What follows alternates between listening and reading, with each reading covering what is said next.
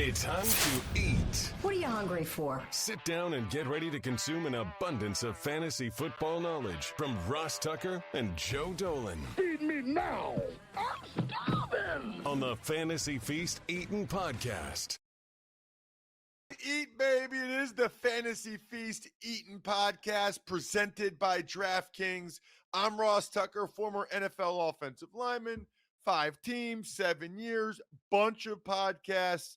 It's been epic so far this week. Hopefully you guys are enjoying it. How about Fezzik and I going over our first glance at the season win totals? Always a very, very fun day to get the first look at the DraftKings Sportsbook season win totals. Kudos to them for putting those out early.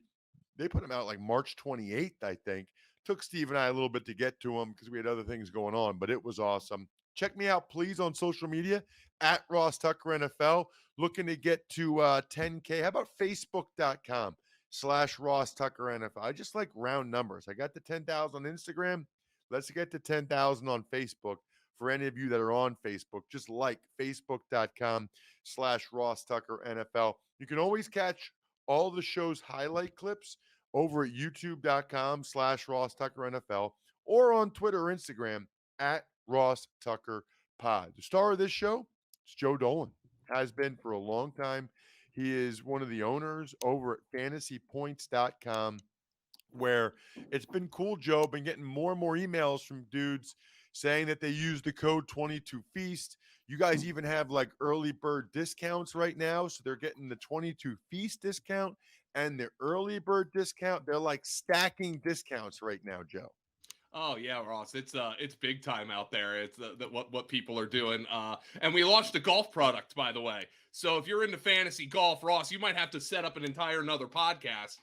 I'm a fish in fantasy golf. I don't consider myself an expert there, but we launched a golf product. So hey, you can use the code for whatever you want too. Awesome. Love it. Loved, by the way, your guy Jake Tribby last week talking about what it means for skill guys when they switch teams. Thought that was absolutely fantastic content because that's the stuff that really separates us when we're drafting compared to other people. You know, being able to know, okay, don't overdraft guys that switch teams. They typically don't fare all that well. That was awesome. I also think Wes Huber is awesome. Love Wes Huber. This will be, I think, his 3rd time coming on the show to talk about a different position, maybe 4th. At Wes Huber NFL on Twitter is how you get Wes. Wes, welcome back to the show, man. Yeah, thanks, guys. Thanks for having me, and it's always an honor. All right, so we're talking receivers a little bit here today, rookie receivers, and I guess I'm curious, Wes. I like to go to you for the numbers. So, what do we know numbers-wise about receivers that really matters, whether it's college production or combine numbers or whatever? Yeah, well, so I'll let the college production speak for itself, but I do think it's very important that we see the production. If we see the testing, it's very important that we actually see production. We don't want a guy coming out of like for instance Cyrus Gray or the Tampa Bay receiver that busted out this year. Cyril Cyril Yeah. Grayson. So yeah, I mean he's an all-world sprinter and stuff, but it took him 20 years to turn into that. So not saying he doesn't have value now that he's broken out, but as far as like going into a draft with rookies, you're not gonna really go after him because he had the testing early on, but he had to learn how to play football. He didn't play football until the end of his career at LSU. So that's important. But as far as the testing goes, really a lot of the measurements are useful. I'm not gonna go in depth here because it would take way too long. But let's just start with height. So if we break down the height into a measurement where wide receivers that are greater than 6'2 3/4", and then wide receivers that are 6'2", 6'2", and 5/8, and then wide receivers that are 5'11" and 5/8. Those are three very good thresholds that we want to look at here at wide receivers. Now, that's not going to tell us that much. In total, there's about a 10% decrease in fantasy points per game in receiving when you get above 6'2 3/4, and then it's only at 5% between 6 foot and 6'2 and 5/8, and then below that is where we're seeing the highest scoring overall. But then we want to break that down even further. We want to break it into weight, and we look at the thresholds there. So for each of those heights, break it down into a weight of greater than 222 pounds, less than 200, or between 208 and 221 pounds, and then less than 207 pounds. Now, when we do that, we start to see some really interesting numbers. So for the wide receivers that are above the 6'2 3/4 threshold and 222 pounds, we see a 77% decrease in receiving fantasy points per game. And this is over combine history, looking back at all the numbers that we have. So you look at that height, 6'2 3/4, between 208 and 221 pounds, we see a 42% decrease. And then obviously you get below that. The what we really want to find though is guys. Excuse me, it was less than 207, not 200. We want to find guys that would the optimal range there is 208 to 221 pounds, and that's where we see the increase. 35% decrease below that. Then you So break it hold on a down second. into So Wes, I just want to make sure I understand. So above 220 something, you start to see a drop off. Below 207, you start to see a drop off. There's like a sweet spot there. exactly, and it's like that. So and then we can carry that further and find the absolute sweet spots as we're going through. So I'm not I could go through and say the same thing for each height, each weight, and then break it down further into the 40 times, and then we take it further. 10-yard split, that's another factor, a serious factor, like the get off from the line of scrimmage, that we less than 1.68 seconds is the general threshold there. Because I'm, like I said, it'll get really complicated the more I get into this, but the numbers, they don't lie, and it's really significant. And then another one that I think holds value over all the others is a vertical jump. We want to see a vertical jump above 35 and a half inches. So just let me give you some examples of the players that we pull out of this from doing that. So we look at the weight, I mean the height. So above 6'2 3/4. If we look at between 208 and 221 pounds, like you said, the sweet spot, we want a 40 time less than 4.56. We want a 10-yard split less than 1.68, a vertical above 35 and a half. Who do we have here? We have Christian Watson. I believe we're going to have Drake London in that group. We don't have his testing yet, but from his tape, that the games that I watched, I think this guy's going to fall into that category. And then another guy is Isaiah Weston. He's a FCS product along with Christian Watson. But so those are some of the guys there. So and they're in the positive side here. They're guys that the measurements really support. And then if we look at the downside, so same height, less than 207 pounds, and a guy who doesn't fit any of those categories, but that had some great production at Clemson, we have Justin Ross. He had that back surgery, so there's a chance that may influence.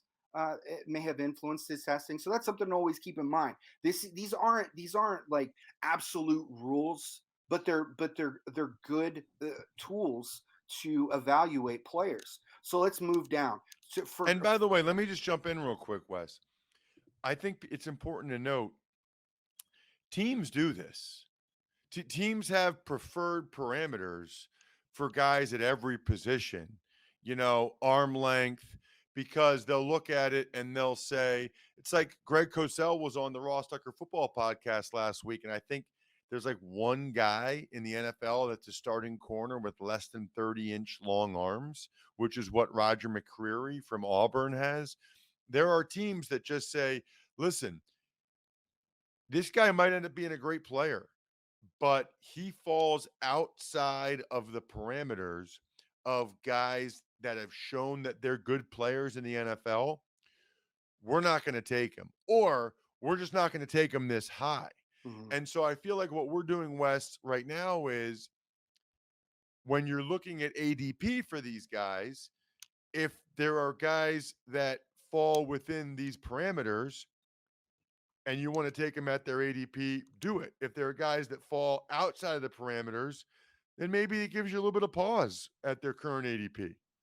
That's a great way to look at it because the more they slip, the more they fall, the less risk, the less capital that you're investing. So there you can take a shot at the guy there.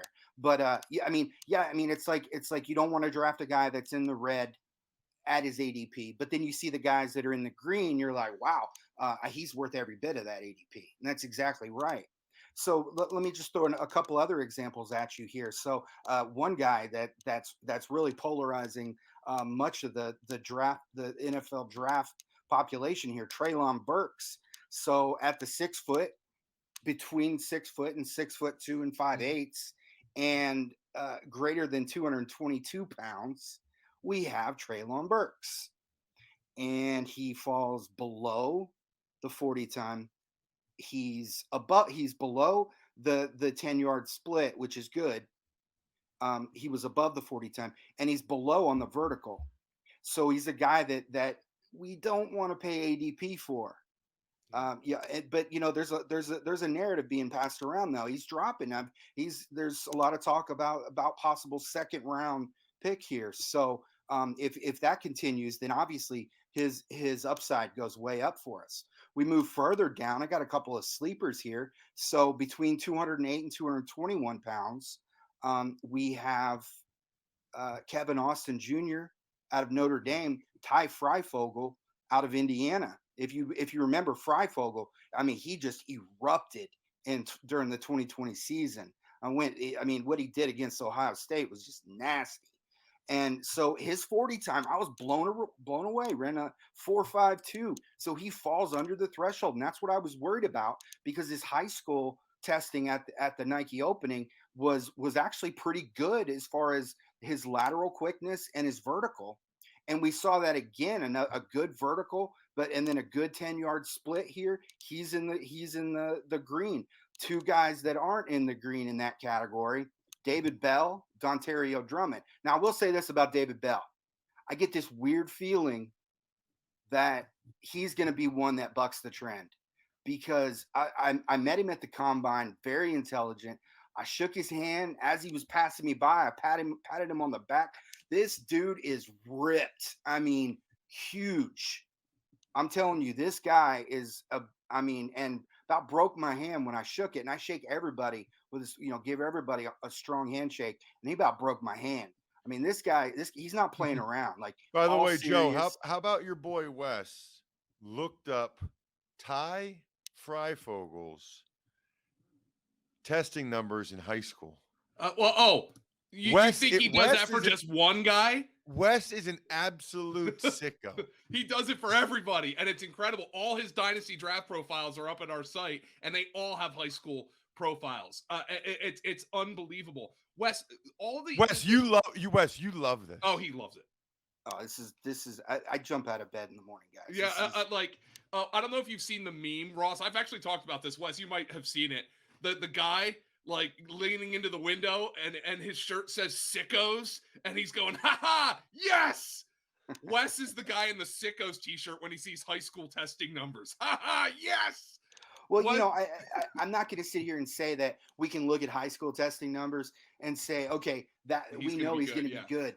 But again, it's another tool, and we can look at how how much time he's been putting in the gym, how much time he's been working out, because he's developed from that to what we have at the combine, what we have at his pro day, which I'm really excited about pro days because of last year where we didn't have a combine. I feel like teams are putting a lot more into the pro days after last year. I think that it's gained a lot of credibility after the drafting from last year, which I thought was spot on. No difference between the years prior when we had combines. Now, I'm not taking away anything away from the combine. Combine's great, but only so many players can go. But with the pro days, I mean, we get to look at everybody in the country. A guy like Bryant Kobach out of Toledo. Go ahead, write it down now. Bryant Kobach, Toledo, running back. This guy's gonna blow up. You watch. Mhm. I've done a bunch of Bryant Kobach games actually. I'm a Oh, yeah. Maction guy, so I know all about Bryant Kobach. I also know all about, by the way, the greatest Mother's Day gift of all time. It's myfrontpagestory.com. Joe got it for his mom. Wes, you need to get it for your mom. It is incredible. One of our writers writes a story about your mom. Maybe you want to get it for your wife, whoever. It looks like it's on the cover of the newspaper. It's framed, it's beautiful. And when they actually start to read your quotes or the quotes from your kids or whatever, I would just never tell her how much we appreciate all little things she does. She will absolutely cry. Myfrontpagestory.com. That is the key for Mother's Day. I got to ask you about a specific guy, Wes, before I forget. I'm sure Joe's curious as well. I think he's going to fall outside of all the parameters. Yet I've watched him play enough to feel pretty good about him, and that's Jahan Dotson from Penn State, Wes. Yeah, that's another guy. I don't think he falls completely outside of the parameters there. Well, he's under on height and he's under on weight, that's for sure, right? That's the thing now below 5'11" and 7/8 is where you're going to see your highest scoring in general, which is crazy when I mean, sometimes I look at the numbers and I just can't believe what I'm seeing. But these are things that we have to believe in, that we have to trust, because that's what they're telling us. And I mean, if you look at the just running backs, the of over the last 10 years, 27% of combine running backs never played an offensive snap in the NFL over the last 10 years. There's a lot of guys that don't make it. So that brings the numbers way down across the board. But then the guys who do produce, they pick it back up, and that's what we're seeing here. But yeah, a guy like Jahan Dotson is, he was nasty. He produced no matter the opponent. Wisconsin this past year, they had a really good secondary, and he was just awesome. I love him. But as far as his actual statistics go, I mean, I've got everything you want to see. I mean, he does have some work to do against man coverage. He scored 24% of his touchdowns on 22% of his routes against cover one, but the 32nd most fantasy points per route, the 40th most yards per route run from just this class. He's more of a cover two specialist, the seventh most fantasy points per route. That's a 35% spike to his overall average. He had a near perfect 157.8 targeted passer rating against cover two. He was around baseline against Wes, where cover do you get three. all this information? Oh, I collect everything on my own. We have How do you know? How do you know the coverage oh, for I can every read snap coverages. of Jahan Dotson? Well, I used to I'm looking at the games, so I go through and I watch all the games for each of the players. Oh my gosh, Wes. Yeah, Yeah, he's nuts. Do you sleep? I work probably from around 5 in the morning until 8 at night. So, Joe, I mean, Wes, you go through and for these prospects, you watch every snap to see what the coverage was? Yes. Oh my gosh. I will be honest though. I do it for the NFL, and I'm very meticulous. But we also, let me throw this out there for the NFL. We have a partnership with Sports Info Solutions, so I get a lot of my data from there, and then I go back through on Mondays and I rewatch each game and I check the coverage, because the language that I was taught when I was at PFF is different than what they use for collecting their data. So I go back through and I change a few things. But with the college, I don't have that luxury. They don't provide us with the college data, so I have to go through each game. And so there's a few issues with that. Sometimes I can't find the games, and if I can't get a hold of the footage, obviously I don't have that game to include in the data. And then two, I am a little bit quicker when I'm reading the coverages because I'm not going to spend all day looking at that, because there's some that you just cannot categorize without, what I would do at PFF in that situation is I would go and I would talk to the experts. We had Zach Robinson there for a while. He's one of the quarterback coaches for the Rams right now under Sean McVay, and then and then Bobby Slowick. He was another of my mentors, and he's a defensive quality control coach for the 49ers right now. And so these are the guys that taught me what I know. And then there's another guy there, one of their senior analysts, John Costco. He taught me a lot. So between the three of them is where I got all my. He played at Kansas. He never played in the NFL, but I mean, a really sharp guy, knows all his stuff. And All right, so so here's my question. So Joe, what are our big takeaways from this? Like what are the Right. listeners or the viewers learning? So what they need to know is like there are these parameters that just predict more success, okay? And Wes is going to lay that out once we get all those numbers. And um that doesn't mean there aren't outliers, but I think you have to acknowledge what might be an outlier. Now, the only thing I have to ask Wes here is is it possible some of the parameters are changing? Because if you're looking at the all, three wide receivers who went in the top 10 last year, mhm. we're looking at Jamar Chase, Jalen Waddle, Devontae Smith, all of whom had successful rookie seasons. I don't think any of them fit the height weight parameters that you're laying out here. We're seeing guys like Tyreek Hill. Is there a chance these parameters are shrinking a little bit?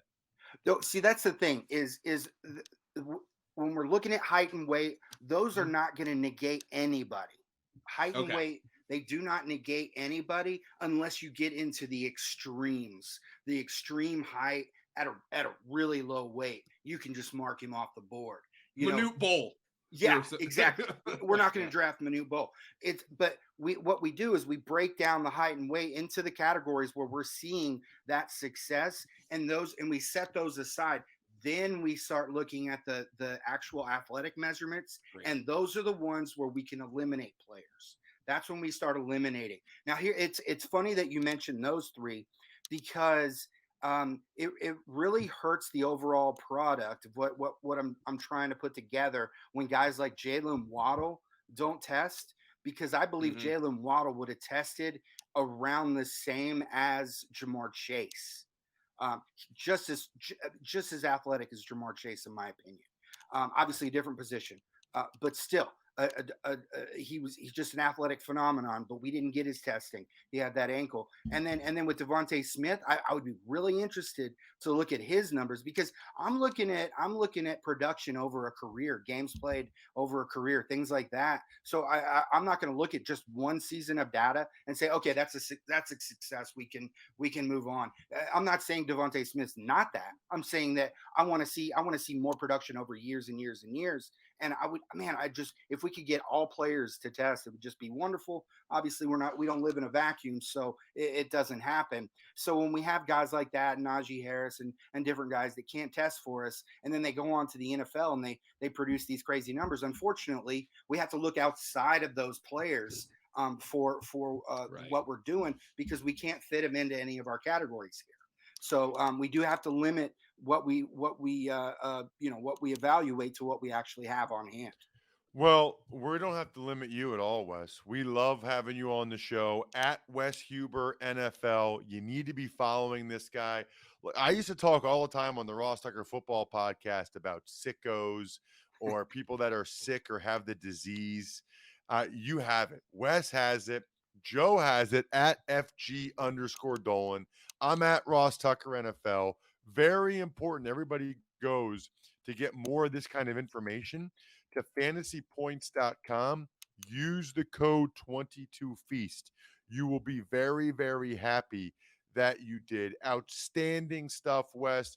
I am stuffed. We're done. Yeah, guys. Thanks for listening to the Fantasy Feast podcast. Make sure to also subscribe to the Ross Tucker Football Podcast, Even Money, Business of Sports, and the College Draft. All available at Apple Podcasts, rosstucker.com, or wherever podcasts can be found.